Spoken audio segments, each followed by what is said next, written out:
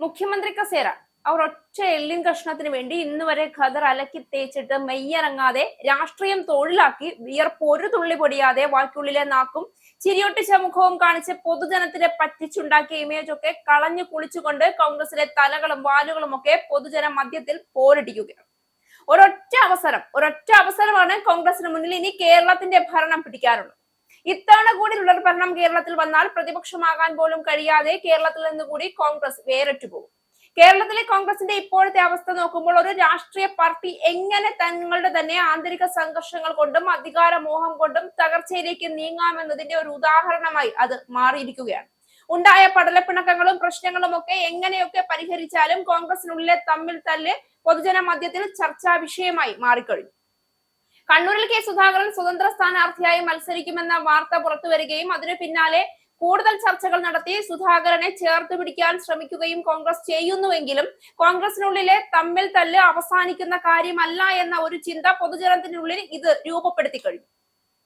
കോൺഗ്രസിന്റെ ആഴത്തിലുള്ള തകർച്ചയുടെ അടയാളമാണ് ഇത് സൂചിപ്പിക്കുന്നത്. സുധാകരനെ പോലുള്ള ഒരു നേതാവ്, പാർട്ടിയുടെ സംസ്ഥാന അധ്യക്ഷനായിരുന്ന ഒരാൾ ഇത്തരത്തിൽ സ്വതന്ത്ര നിലപാട് സ്വീകരിക്കുമെന്ന സാഹചര്യം വന്നതുപോലും കോൺഗ്രസിന്റെ ആന്തരിക ജനാധിപത്യത്തിന്റെ പൂർണ്ണ പരാജയമാണ് എന്ന് വേണം പറയാൻ.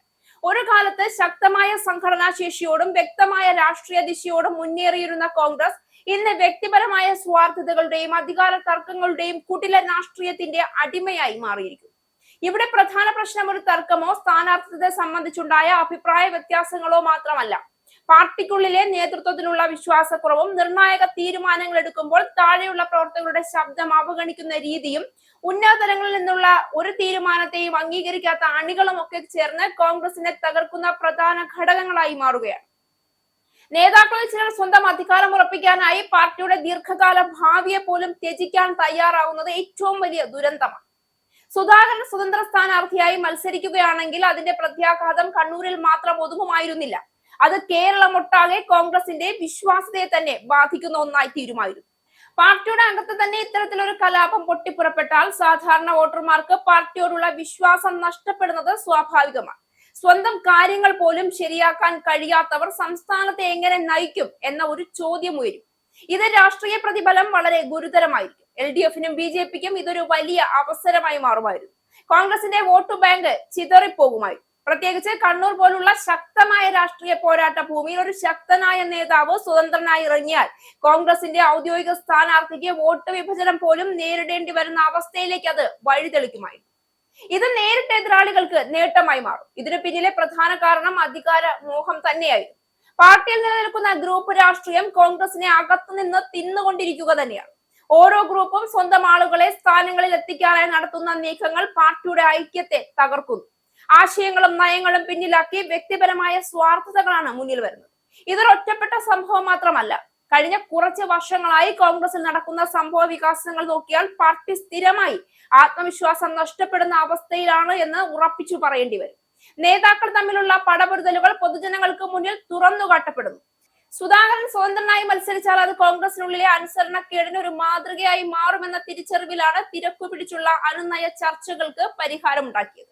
മറ്റു നേതാക്കളും ഇതുപോലെ സ്വന്തം അസന്തോഷങ്ങൾ തുറന്നു പറഞ്ഞ് പാർട്ടിയുടെ ഔദ്യോഗിക നിലപാടിനെ വെല്ലുവിളിക്കാൻ തുടങ്ങുമെന്ന് കോൺഗ്രസ് തന്നെ ഭയന്നു.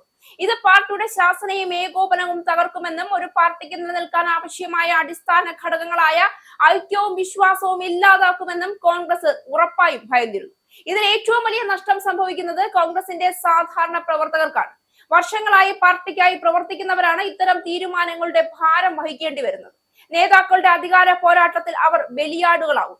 ഇത് അവരുടെ ആത്മവിശ്വാസവും പാർട്ടിയോടുള്ള അടുപ്പവും കുറയ്ക്കുന്നു. കേരളത്തിലെ രാഷ്ട്രീയ സാഹചര്യത്തിൽ കോൺഗ്രസിന് ഇത്തരത്തിലുള്ള ആന്തരിക കലഹങ്ങൾ വളരെ അപകടകരമാണ്. LDF ശക്തമായി നിലകൊള്ളുന്ന സാഹചര്യത്തിൽ കോൺഗ്രസിന് ഒരു ശക്തമായ പ്രതിപക്ഷമായി നിലനിൽക്കാനെങ്കിലും കഴിയണമെങ്കിൽ ആദ്യം പാർട്ടിക്കകത്തെ പ്രശ്നങ്ങൾ പരിഹരിക്കേണ്ടതുണ്ട്. എന്നാൽ ഇപ്പോഴത്തെ അവസ്ഥയിൽ അവർ സ്വയം തന്നെ തകർക്കുന്ന നിലയിലാണ് മുന്നോട്ട് പോകുന്നത്. സുധാകരന്റെ സ്വതന്ത്ര സ്ഥാനാർത്ഥിത്വ പ്രഖ്യാപനവും കോൺഗ്രസിന്റെ അനുനയ ചർച്ചകളും കോൺഗ്രസിന്റെ തകർച്ചയുടെ ലക്ഷണം മാത്രമാണ്. യഥാർത്ഥ രോഗം അതിനേക്കാൾ ആഴത്തിലാണ്. അധികാരമോഹവും ഗ്രൂപ്പ് രാഷ്ട്രീയവും നേതൃത്വത്തിലെ ദൗർബല്യവും ചേർന്നുണ്ടാക്കിയ ഒരു വലിയ പ്രതിസന്ധി ഇപ്പോഴും കോൺഗ്രസിൽ നിലനിൽക്കുന്നുണ്ട്. ഇത് പരിഹരിക്കാൻ കോൺഗ്രസ് തയ്യാറാകുന്നില്ലെങ്കിൽ, അല്ലെങ്കിൽ ഇനിയുള്ള ചർച്ചയും ബഹളങ്ങളെങ്കിലും അവസാനിപ്പിക്കാൻ കോൺഗ്രസ് യുക്തിപൂർവ്വം തീരുമാനമെടുത്തില്ല എങ്കിൽ വരാനിരിക്കുന്ന തിരഞ്ഞെടുപ്പുകളിൽ പാർട്ടിക്ക് വലിയ തിരിച്ചടികൾ നേരിടേണ്ടി വരും. വേട്ടപ്പട്ടികളെ പോലെ കടിച്ചുപറിക്കാൻ പരസ്പരം തയ്യാറായി നിൽക്കുന്ന നേതാക്കന്മാർക്കൊക്കെ ഇനി തിരഞ്ഞെടുപ്പ് കഴിയുമ്പോൾ പ്രതിപക്ഷ നേതാവിനൊപ്പം രാഷ്ട്രീയ വനവാസത്തിന് പോകാനുള്ള ഭാണ്ഡക്കെട്ട് തയ്യാറാക്കി വെക്കേണ്ടി വരും.